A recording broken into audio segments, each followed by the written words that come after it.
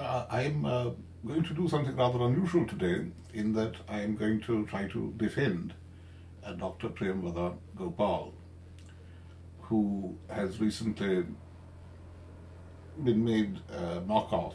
She has been, she's considered to be a crazy ranter, and she has accused,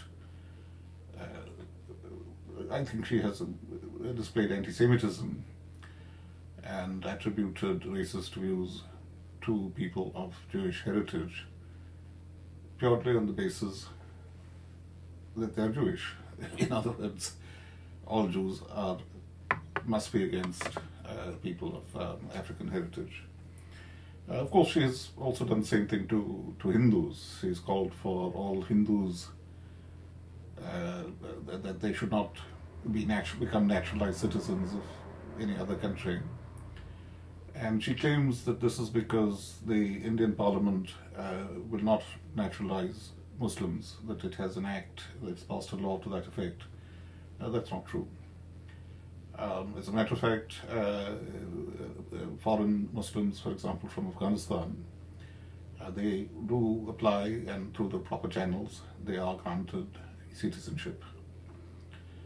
I think what she was referring to was the Citizenship Amendment Act, which confirmed the position which had existed since 1948, whereby, following the partition of India, non-Muslims fleeing Pakistan, or later on what became Bangladesh, and now more recently Afghanistan because of the Taliban situation, that these people have a pretty much an assured path to citizenship. But this is the same policy as it was in 1948. And that policy, it should be emphasized that in 1948, what was unusual was that people who previously were Indian citizens, they were stripped of it if, in panic, they'd crossed the border in 1947 or later on. And the reason this law was brought in by Pandit Nehru and seconded by people like, it was voted on, and people like Dr. Ambedkar and so forth, the reason that they did this was because there had been an exchange of population and refugees coming really, but it was from the West, it was from West Pakistan. Those refugees were being accommodated in properties from which Muslims had fled. So this was to essentially to regularize that situation. In the East it was different because there was no ethnic cleansing of Muslims in Bengal. There was in Bihar. So the Bihari refugees in Bangladesh, who later sided with the Pakistan army, and then they were displaced people, that was a different matter. But they weren't asking to come back to India. They were asking to be able to go to Pakistan. But now that problem hopefully it has been resolved, and the Bangladeshi economy is booming. They overtook Pakistan some years ago in per capita income. Now I think they're overtaking India, and they're certainly better off than West Bengal. So that problem has been solved by the hard work, good sense, thrift, enterprise of the Bangladeshi people. So, returning to Priyamvada Gopal, who has been extremely racist against Hindus, against now Jews, but she's also racist against people of Nigerian heritage, because she falsely claims that Nigerians are known for eloquence, and there's a very good reason for that. It's because, as the novels of Chinua Achebe, they revealed, he's a very, very great writer. He didn't get the Nobel because he was politically engaged. He was, and of course, he was a politician. But you see, because of the excellence of his writing, people all over the world, they are aware that the honor system within the West African polities laid emphasis on a man really acquiring great gifts of eloquence. So this was something that people studied. It was part of the system of the graded system of honors, the cursus honorum of those polities, and it was precisely the same thing that we read about, when we read about ancient Greece, Plato, Isocrates' academy, which school upon which Plato's academy comes later than Isocrates' school of rhetoric. And of course Cicero and so on, we understand the role of eloquence. And yes, Nigeria, in terms of the barristers, it's a very prosperous country, but some barristers would, I think they made really quite a mark in this country, so that reputation of eloquence. But all this really goes back to the middle of the 19th century, when you see the first African Anglican bishop, and you see the ship owners and the urban bourgeoisie of West Africa, many of whom were Christian. And of course, there is a great connection between the eloquence of the pulpit and that of the law court, and that of the culture of commerce, the burgeoning of commerce and the burgeoning of civic institutions, civil society, and no question, of course, this was noticeable in West Africa, from 1820s, 1830s, 1840s, it is a long tradition, and to have a picture of abjectness is very racist, you see.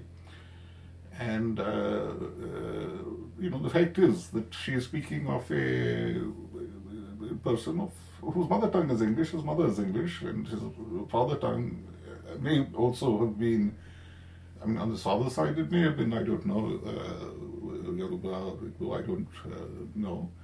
But all those people in this country, here in London, the Nigerian barrister, the Nigerian person is considered very eloquent, very expressive, using words with precision, among Asian shopkeepers and restaurant owners and so on. In a civil case, they say, I want a Nigerian barrister, because they put the argument across so it's clear and it carries weight, it has gravitas. Whereas, if you rant and rave and you have a horrible personality, as Priyamvada Gopal does, she's terrible.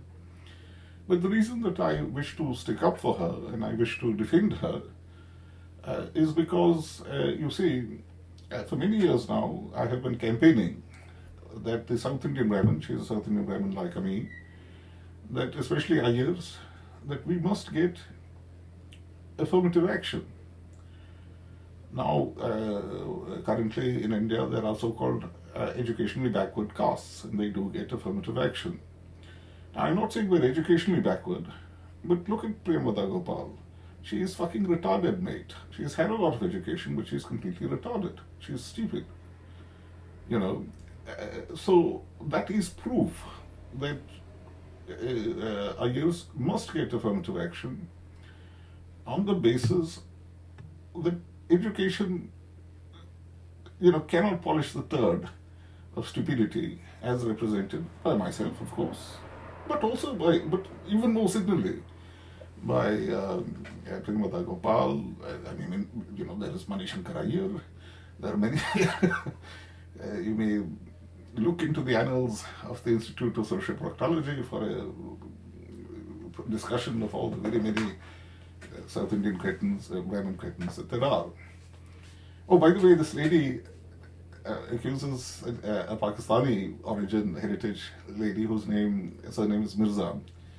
She says, oh, that's Ashraf. But it isn't. You see, Ashraf, it could be Ashraf, but it's not necessarily so. Ashraf meaning noble. This is because the name Mirza does not necessarily mean Turkish origin. It could do, but doesn't necessarily do so. It can also mean that you come from Mirzapur, or that it is there are other words where there is overcorrection of D into Z, which happens a lot, or J into Z. So that could be the case. So she's really displaying tremendous ignorance. She studied at JNU. She should know these things. And I know there are a lot of people in JNU who know even less than she does. But if you live in this country, where what's the harm of asking? What's the harm of asking? And of course, the term Ashraf, it has no class meaning at all. And the only context in which what she said was not nonsense, not deeply divisive, not racist, because what other base, this is a racial basis of saying that, the person is of Turkic origin and not Indian, then that's racist. It's discrimination on the basis of family origin. But as I say, it's also ignorant. And I'm not saying that Iyer should get rewarded for being racist. I'm saying they should get rewarded for being stupid. They should get affirmative action for being stupid and for not being eloquent at all, being the sort of people who, when they open their mouth, what they reveal is scandalous ignorance. Now, there is, of course, one other reason why we should praise Priyamvada Gopal, and that is that she is the professor of post-colonial studies. And now, the institution she teaches at, I think, attracts smart people. It has a good reputation. So it's very important that you have a professor who's a complete turd, shitty turd, stupid as shit, and that she's extremely valuable and she's always attracting attention to the fact that the thing that she teaches is so shitty that, she kind of really exemplifies it. This is a grievance studies which makes people very, very stupid and turns them into a source of mischief to the commonweal. Also a scandal, an epistemic scandal, in the sense that they are literally like a bomb, which would be destructive precisely of the sort of people who would hope to rise and hope to improve a society by gaining eloquence, gaining skills to draw attention to inequitable situations, to problems of mechanism design, and to be part of the process of fixing it, in which case everybody is better off. And she's doing the opposite. She's just seeking to divide up working people or the scholarly community or any community. She's just trying to divide people up, turn people against each other, Hindus against Muslims, Muslims against Ashrafs, Ajlis against Ashraf, Jews against blacks. It's just endless with her. And these sort of divisive tactics, I think it really hurt Jeremy Corbyn, who's a nice man. I met him many years ago. And in a sense, he represented the old Labour, which was anti-EU. So, it made sense to have him after, post-Brexit. But of course, this anti-Semitism and Hindu baiting and all these sorts of things, it didn't go down well at all. But it was a traditional red wall which collapsed as a result. Now, I'm not saying that Priyamvada Gopal, she's a terrible elitist. The porters wouldn't call her doctor. Dr. Gopal, they called her madam. She said, no, you call me doctor. But the fact is that the New York Times will only call you doctor so-and-so if you're a medical doctor. And that makes sense. It is misleading for the porters in the college to refer to Priyamvada Gopal as a doctor. Let me tell you why. I remember, I heard the porters at the LSE refer to Amartya Sen as Dr. Sen. So I immediately dropped my trousers and tried to show him my hemorrhoids. And I could have been expelled from the LSE. Because people said, it's grossly indecent. I said, no, I'm suffering from hemorrhoids. Doctor Sen, I wanted to show him my piles. You know, I might have farted as well, which these things happen. And they said, no, but he's, it's a medical doctor, he's an economist. I mean, you know that. You've been in his seminar, he's. I said, yeah, but, sir, I am from India. We believe that all knowledge is univocal and we must show respect to Guru. And I am showing my piles to my GP, but who's called Dr.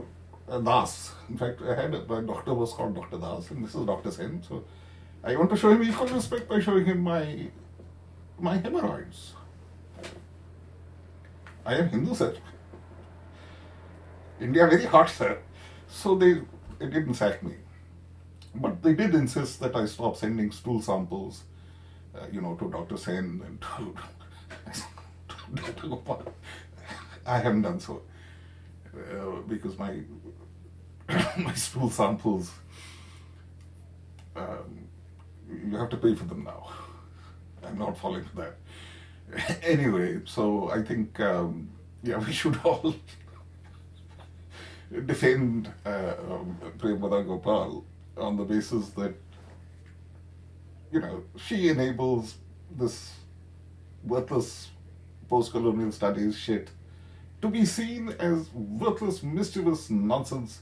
And the other great thing about her, of course, is that she's the strongest argument for the radical stupidity and mental retardation of South Indian Brahmins, or Ayers in particular.